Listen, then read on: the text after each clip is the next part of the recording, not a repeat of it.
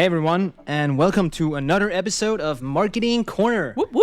Woo, woo, woo. Ah. And if you're not noticing, today we are actually shooting in our new studio. It's not completely finalized. The doors are not completely working. The Sound of Music spin. Yeah, you can't see Jen doing the spin, but she's doing the spin. I'm wearing an apron and I'm in the Alps spinning around.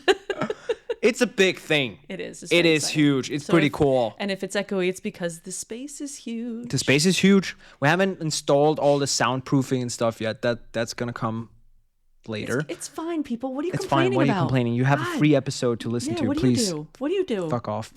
But anyways, if you're listening, it should be a lot better from here on onwards. Yes, I'm excited for the green screen. And I love that you just ignore that. Like, nope. Yep. Yeah, not happening. Goodbye. No. So today is episode 108. That's right. And Jen had a really good point before shooting this, and you said, Casper, we've been quite serious lately. There's been a lot of serious episodes. And let's be honest, the world has been very serious lately. Yeah, there's a lot of stuff going on, right? So we thought, let's do a one that's a little bit less serious, maybe. And so let's talk about something every marketeer should talk about once in a while. What's your favorite ad ever? Yeah. What's your favorite commercial ad, whatever, right? And ever. I think it'll be interesting because I grew up in America and you grew up in Denmark. So yes. Maybe we'll have different ads that we remember as kids. So exactly. And there was like a recent in Markedsføring, that Danish magazine about the best Danish ads and something. And I actually don't have any of those on my list. But so each of us have prepared 5. Mm-hmm. And of course, you guys can't see them, but if you catch the show notes after, you'll be able to see all. We'll link to all of them, but we'll explain why we like them. And we won't link them in LinkedIn because the algorithm will punish us. Yes. So, but we will talk about them. We'll talk about them. And we probably can't talk too much about performance because, we have no idea. Who cares sometimes? Who cares? But so these are just we just like these ads for different reasons. Mm-hmm. All right. Do you want to kick us off, Jen? Well, I'm going to go with the one that probably everyone thought of as soon as you said that. The Dollar Shave Club. Yes. Our blades are for fucking those who great. don't know it. Okay. Explain it. So basically, it's the founder of the company, Mike Dubin, walking around a warehouse, being really funny, but talking about overpriced razors, riding on the back of a trolley and just cutting things with machetes. But he's just talking the whole time about why razors suck and why you should do mail order razors. And this was really big in 2012 is when they did it. They were founded in 2011. And you got to Google it. Just Google the Dollar Shave Club. Everyone will know what that is, hopefully. And I think that one is really cool because it also kind of started a small, I want to call it an era or something of these what do you call it, walk-in shots where stuff is happening around you and then the activity level and then you're talking, it's like you're breaking the fourth wall. Yes. Also to some extent, right? Yeah. And that we hadn't, of course it probably, I can't remember every case, but I feel like that was the first time that really broke through, at least for me. Yeah, it was very funny. It was the actual founder. It's not an actor. The people in the warehouse are actual people from the warehouse. They have real workers. Yeah. It only cost $4,500 to do this whole video. They aired it in Super Bowl, right? Was it? I don't know how much it cost to promote it, but the actual filming of it cost $4,500 because they didn't hire actors. They just used their studio. They had to have obviously a crew, but and. So I actually spoke about this ad at Inbound in 2019 in Boston because I did a bit about video ads and how to do video ads. So I know a little bit about it. But yeah, it cost $4,500 to make. The CEO, so because people look at it like we should do that. Here's why you probably can't do that. Yeah. Because the CEO was incredibly comfortable on camera. He was an ex-comedy writer as well. So not only was he used to being on camera, but he's a funny dude. Not saying that you CEOs out there aren't funny, but sometimes using in-house talent, this is where everything kind of came together. Yeah. But it was really, really the punchline was simple, or the tagline, our blades are fucking great. That's it. Yeah. That's all he said, and it bleeped out the bad word. Maybe Timmy can bleep it out. I don't really know. I don't care. But so it was just super funny. It was super engaging. You want to watch the whole thing because there's a person in a bear costume in the background. It was super funny. It's super funny. Yeah. Yeah. Awesome. That's really cool. That was mine. Okay. I'll kick off with probably my like. It's always hard. It's like whenever it's always like when you get asked what's your favorite movie, what's your favorite piece of music. It's like it's really hard, right? It's hard to pick. So I'm not sure this is necessarily number one, but it's probably whenever I'm asked what's my favorite ad ever, this is the one that I always bring up. So it's a release of Sony's Bravia television, where they did this.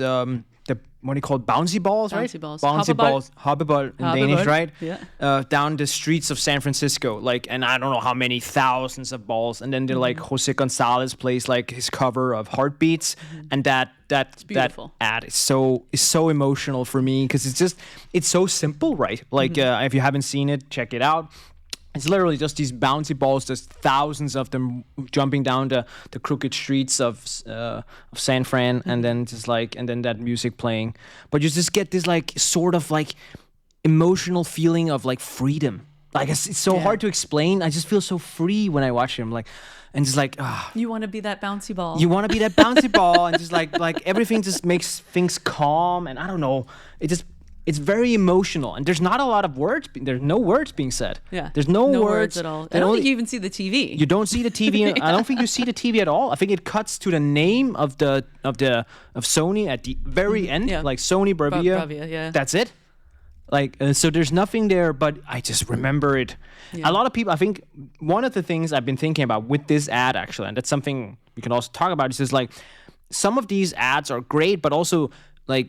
When we were talking before, as an example, not to put you under a rug here, what we say, but it was more like, do you also, you said, was it Samsung or was it Sony? And I think that's a good example of saying like, because like, okay, it's not always sure we remember that. Yeah. And that's something, the fallacy of some of these ads maybe sometimes. But I think when you're a Sony, you can do an ad like that. You know, you have the money and we remember the ad. But and one thing with Dollar Shave Club, they don't exist anymore. They were acquired. For $1 billion. So I mean, the ad did what it needed. It made the company go viral, and then someone picked it up right away. Yeah, exactly. It doesn't exist anymore. Yeah.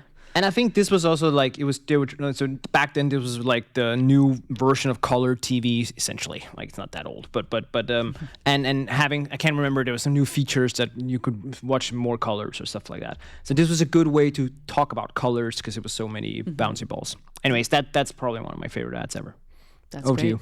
Over to me. Okay, so I'm going to go more towards like emotional, empathetic, but I really got a lot out of the Dove ads, and I don't know if they aired in Denmark. Yeah, they did, but probably not that version. Yeah, so we had, it's basically about like beauty standards and how beauty standards for women and women are basically their biggest critics. Yeah. So it talked a lot about inner beauty, and it was like women on camera just asking them if they thought they were beautiful, and like these women are like, you know, and I don't know, it just, I think for a lot of women out there, you can kind of relate, and I think it played nicely into the Dove brand, which is like very basic, very classic, sort of, but it reframed beauty as perception and how you look at perception rather than being perfect. So there's something, I don't know, maybe the women out there probably resonates more with them than maybe the men, but it was one of those that it's not funny, it wasn't entertaining, it was like, that's how I feel, you know, and it like touches you emotionally. So I think it was the Real Beauty ads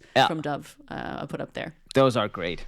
I've seen those, and those, again, it's emotional, right? Because there's more like, there's a deeper point to it, right? And one of them that I think maybe really stuck out is there was a forensic artist was drawing the women and was talking about, oh, she has a beautiful nose, or she has this, and then they would have the woman describe herself, and she's like, I have a horrible nose, and it was just so how you perceive yourself one way, and so it was just very nice. It touched on it pulled on the heartstrings a little bit, and that's also very effective in definitely, a campaign, right? Definitely. Yeah. Over to you. Yeah, what's your number I 2? think this one actually also. So this is a Super Bowl ad. I think it's 12 years old now or something. It was Volkswagen. They did a Super Bowl ad where. So there's this kid who walks around dressed as Darth Vader around the house, and he tries to use the Force to activate things. I'm a big Star Wars fan, if people didn't know.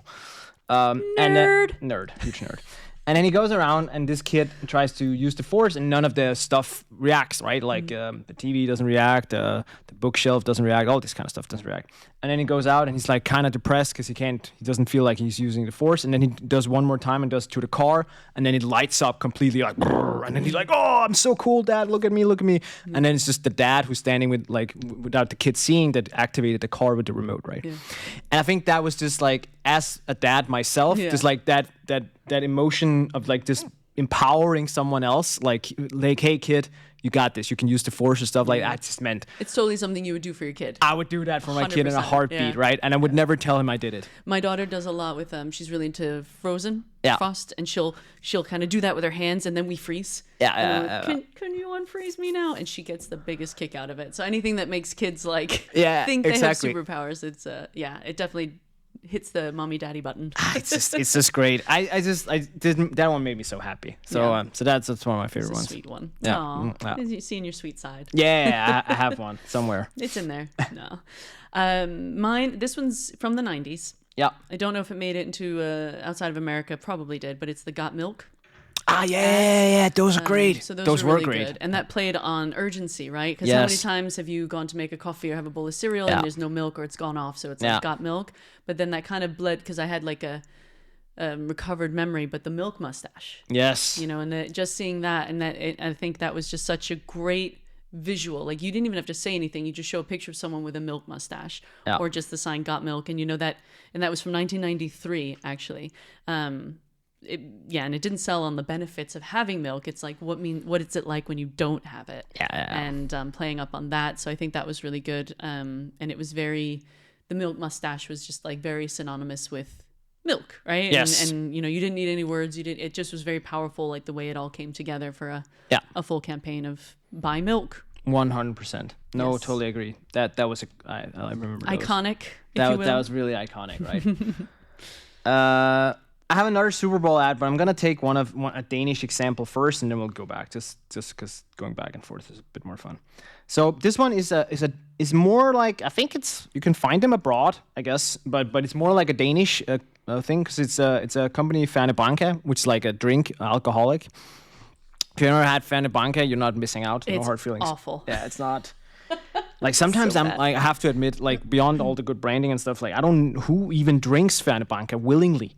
Like, who drinks it beyond when you are at 4 a.m. and you reach that point of the night where it's the only thing left, or like you are so drunk at that point that it's like, okay, this seems like a great idea. You're out of hand sanitizer, you're out of shoe polish. It's not for me. Let's put it that way. It's for some people. And if you're from Ferne Branca and listening to this, please send me a bottle. Maybe I'm wrong. Yeah, we'll take sponsorship. We'll try it out again. But anyways, Ferne Branca has for many years had this sentiment, or like had this like slogan called "Life is bitter." Because it is a bitter, like Ferne Branca.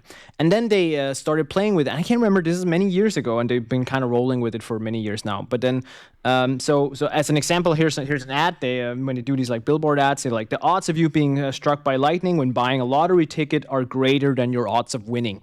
And then just like, Ferne Branca, life is bitter. And it's like, everyone's just like, fuck yeah. It's playing up to the fact that it's not great. No, it's not great. Right? And I love them. They're so good. There's so many good examples, right? Like, so many good examples. So that's one of I love those ads. Those I think they're really funny. And it's also like it's it's a very forgiving concept. Like, as a marketeer, because like I feel like I'm not a copywriter per se, but like once you come up with this concept, the world is your oyster. Yeah, like you can just be like limitless. Yeah. Like getting second at Super Bowl sucks, but like or something you can play around with it. Like, life is bitter, right? Yeah. You can play with so many themes, or getting tariffs or whatever. Like, shit, sorry. Don't mention the tariffs. I won't mention tariffs, but. There's so much stuff you can do, right? Yeah. And I feel that's kind of cool. That's very clever. Yeah, there's just so many ways you can adapt it and make it current and be on trend. All right, I'm going to turn it back down to emotional again. I'm going to talk about Always, the Like a Girl campaign. Yes. So Always is a feminine hygiene products. And they did, I just showed it to you and I almost started to cry because it's, again, it's like... It is good. It's very good. Yeah, so it's very good. It's called Like a Girl, and it's sort of, again, behind the scenes, similar to the Dove ad, where it's interviewing people. And it's interviewing kind of adults saying... how do you run like a girl? And it's people kind of, now run like, fight like a girl, throw like a girl. And they're kind of making fun. And then they interview sort of 10-year-old girls saying, what's it mean to run like a girl? And they're just running like normal. Yeah. And they're like, what does it mean to run like a girl? Run as fast as you can. Yeah. And it just shows like how, and then it asks like, when did saying something, what was it? When did doing something like a girl become an insult? Yeah. And I think, again, maybe this is more for women, but it was just literally like, oh, yeah, man, what does it mean to hit like a girl? I'll show you what it means to hit like a girl. Yeah, and that actually leads me to my first entry into Denmark. Okay. I didn't get in trouble, but I was in DR for causing a Twitter shitstorm. Really? Their words, not mine. Similar to Like a Girl, because it was Oddset. Oddset DK is a betting company here in Denmark. Yeah. And they had this billboard out in front of where I lived. I lived near a kiosk. Yes. And it was a woman with a black eye and like a boxing helmet. Yeah. And it said, hit the mark on Boxing Day. And it was a woman with a black eye. And I just saw it, and I remember thinking, wow, I remember those. And I was whoa. They got a lot of shit for that one. I took a picture of it, and I literally just, it was like my first week in Denmark. I think I was still staying in an Airbnb. And I put it up on Twitter when it was Twitter, and I said, I translated it, and I said, does anyone else think this ad is fucked up? That's all I did. I didn't even tag the company. No. It had thousands of engagements, and it got picked up by Danish media, where it was my thing. And what was scary was so many people were like, it's just an ad. And I was like, yeah, but like the demographic is men. Yeah. Most men are betting. And here you have a woman with a black eye. Who's getting punched, right? Who's getting punched probably by a guy, being told, hit the mark. Like, and they try to make her look like a boxer, but she had very big cleavage. But even all the, and what came before it was all the, they had the concept of there's it's called in Danish, så meget kvinder ikke forstår. Yeah, like women don't understand. Women don't get. And I always found that, like, especially now, like, we're all older and more mature, right? I'm just like, wow, that didn't age that great. And at different times, I know things were acceptable that we wouldn't see as acceptable now. The classic, like, 90s, early zeros ad, right? Where it was a little too much of that. Yeah, exactly. And one of the things that started happening was myself and like other people who were upset about this ad, and all through my Twitter were forwarding to Oddset DK, because Oddset responded saying, it's just a boxer. Yeah. And so everyone said, this is a female boxer. And they started flooding the feed with pictures of professional women boxers, who look like they're boxing. And it's okay to have a black eye if the other person has a black eye, And that just reminded me of the Like a Girl campaign of like, this is what it looks like to fight like a girl. And then there's like Ronda Rousey or whatever, who's like Ronda Rousey, Rousey, who's like a professional boxer. Like that's fighting like a girl. That's good. So that's a really good ad. I think you should Google it. And as a mother of a daughter, and you have a daughter as well, like I never want them to think being a girl is an insult. So I love it. I like that it calls it out. Good example. Yeah, it's a good ad. It's a good campaign. Good campaign. Yeah, not just an ad, a full on exactly campaign. Right. Yeah.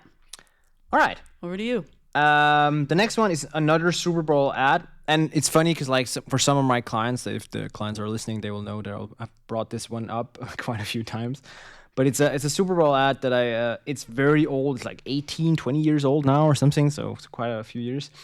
But it's called Office Linebacker by Terry Tate, and it's not like the other day I mistakenly said Andrew Tate. It's not that guy.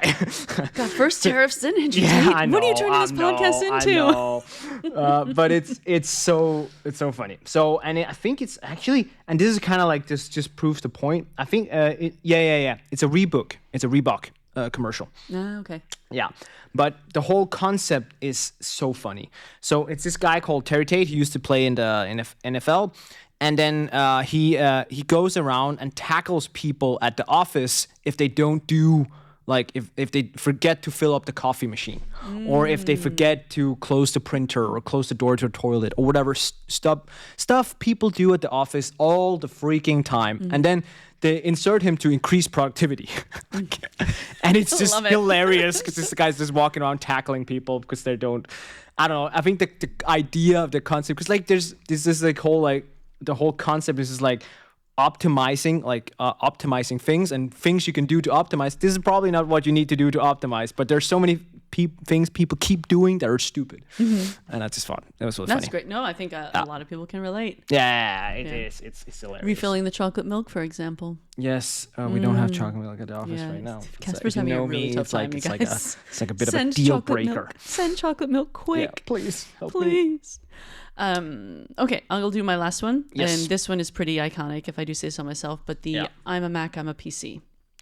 That's series. Great. I thought those were so funny. There's a lot to pick from. They're 66. Apple have done a lot. Apple have done a really great job, and I think it plays very well into Apple's ICP. And that's what, Apple is for the design people, the cool people, and where I work now, so many people, not that they're not cool, but where I work now, so many people are in like Excel and and they all have PCs. Yes. And then the marketing person comes in and I'm like, I want a Mac because I don't know how to work a PC anymore. I had to use your computer once and I was like, I don't understand. Do I press this button? Is it this button? Is it this one? Does this work? But I love that they had, and so it was 66 episodes over 4 years, and it was Justin Long, if you remember. I remember who's like Justin Long. Gone on to, well, they've all done stuff, and John Hodgman, and it's a kind of cool, chill, casual guy, and then like the really uptight guy.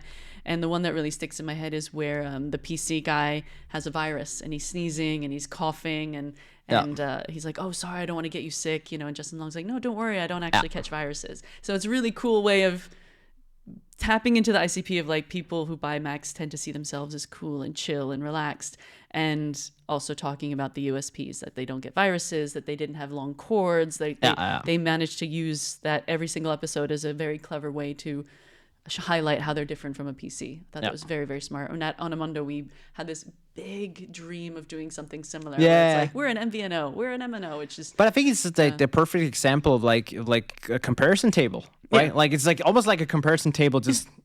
But with people. Extreme, right? Like we're with people. And I think that's super smart. Super smart. Yeah. That's a good call. Yeah. I love those. I remember them very fondly. Really good. Yeah. All right. My last one. And on a high note. Don't let us down. Well, okay, I'm not sure that will be the case. But there used to be a company, I don't think it was like across many countries. It was only in Denmark. It was called Tele2.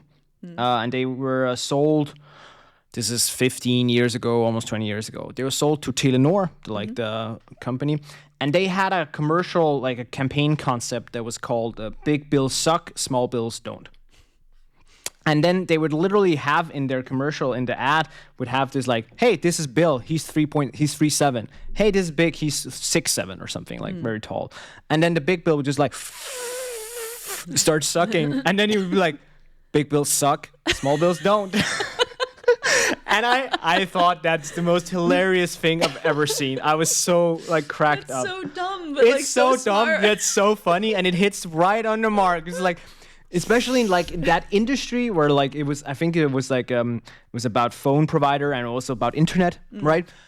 It's all about price. A lot of like you can get more speed and stuff. But at that game, I've never been part of it. But as far as I know, it's a lot about price. Like so they're just trying to say, hey, this one's more expensive than this one. Like the more expensive one sucks. Like you should buy the cheaper one. Like, I love that. It's so simple. And it's just so simple, and it's just like I laughed so hard. So I think that's one of my favorites. That's too. a good one. Yeah. I might have a wild card one only because throw out a wild card. Go for it. because I think it was very clever the way it did it. It's the share a Coke. Yeah. Ads, because good. One of the I wasn't like I want to find a Jen, but I would find a name of someone my friend dated or like and give it to them and be like, haha, you have a and that.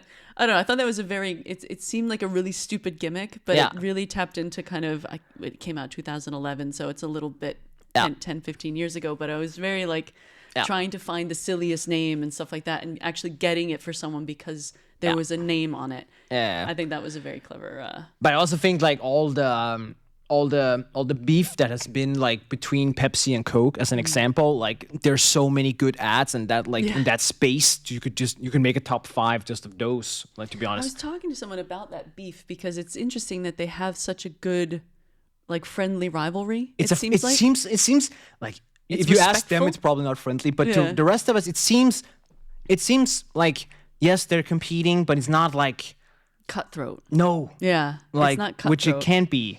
And I'd heard that, there's been times where people have found the secret recipes and tried to sell it to the other and they would immediately just turn them in. Yeah.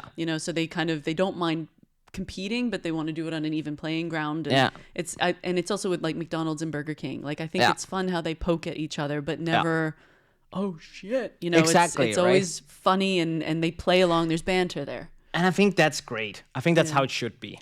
All right. So maybe next question. Yes. You pose this question off air. How do you get to make these ads? Yeah. As a marketer, how do you get to get 1,000 bouncy balls and knock it down a hill in San Francisco and go, there's your ad? I think I read, so you know Gong, right? Yes. Gong, the SaaS tool. And I think actually on the cusp of this, I want to say, and it just came up with this now, and maybe, so I haven't run it by you, but we should do like one where we just focus on B2B SaaS, right? Yeah, like that's true. None of these are. None of these, because these are huge like brands and stuff, most of them, right? But let's do a B2B SaaS follow-up version, follow-up episode. But I think like... Gong did a Super Bowl Gong did ad. a Super Bowl ad, right? did, yeah. So I think at some point you have to get to a certain size, right? Yeah. There's a certain size element to it. With that said, though, I think I wanted to bring it up here today, maybe as a wild card, but and for the Danish people listening, so there's this like a real estate, I don't know what you call service solution. It's called Bome, and it's a weird name, but they did like a Dollar Shave Club updated version, and that was hilarious. Got a lot of traction. Got very. And don't get me wrong, it's probably been expensive, but not expensive, right? Now, I think some part of it is like you do these ads are typically like when you have a broader audience, right? Because you have to like if you're only doing it for 100 people, like an ABM 1-to-1 motion, I think like it's not, you can't really do that, right? Like you probably budget wise, but I think to be order to do these things, so you need to have a brand that's a little bit bigger, and you need to have a big budget where you can make bets. I think that's that's what I wanted to say. Is this, you need to have gotten to a size or of a company where you can make really like good bets. Let's call it. Like Gong has a size where like, okay, we can afford for this 10% of our budget to not work. Yeah. Right? Because the 90% is so good. Yeah. The last 10%, let's do something crazy. Fun. Yeah. And that's enough. Because if you do that when you're 10-man startup, 50-man startup, the 10% craziness won't get you far. No, that's what I was going to say. One of the things I often do is I save 10% for experiments, for trying new things. But if your budget is 50 grand, you know, a year, that 10% isn't going to get Doesn't you get you that far, right? But then I guess if you're a Coca-Cola, a Sony, that 10% is actually going to be can be a really huge Super Bowl ad, right? Exactly. Yeah. But yeah. But, you know, I will say small budget I love is these ads on TikTok for like, there's one that's a nail salon and it'll be like a person skateboarding and then they fall and then immediately it cuts to the guy who's like on the ground and he's like 50% off your nails at so-and-so salon. And there's one, it's a real estate woman. I think she's in Illinois or something. And she's such a Midwestern mom. Yeah. And she has the accent and she does the same thing where she'll be like falling from something. And then all of a sudden she's lying on a couch and she's like, look at this living room. Look. Like, it's so funny. I'll never be a customer because I don't live in Illinois. No. And I don't live in South Korea. But they're great. But they're so good. funny. Yeah. And I I've don't seen imagine those. they cost a lot of money because but so you can do cool things on a budget to stand out. And I don't know, but I think most of the times in my career when I've tried to do something that was a little edgy, usually you get pulled back. Usually it's a little too risky. Always do, right? Yeah. And that's a shame because I think it's a bit of a shame because this is fun. I want to do more of this. I do as an agency, we get to do more of this stuff. We don't do a lot of the TV commercial type of ads yet. You did a horror movie. Yes, we have done something, and we're starting to creep in on it. And I'm so ready. You did the Office Open. Yeah, we've done a few fun ones. There's more coming out. Let's wait and see. Okay. But yeah. It's good to be the boss. Yeah, exactly. You get to call the shots. You get to call the shots. We're making Winning. a horror movie. All right. Cool. We're running out of time. We are running out of thank time. you guys for listening. And Please, tell us your favorite ads. Exactly. Yeah. Tell us your favorite ads. What are the ads you remember? What are the ads you love? Please. What made you want to become a marketer? Oh, that Maybe hit that's a whole right. nother episode. Like, yeah, that's a whole nother Because episode. I wanted to get out of customer support. Surprise. I wanted to Didn't get out want of to work in sales. telemarketing. All Get out right. of sales. Cool. On that note, That's thanks for another listening, episode. folks. And see ya.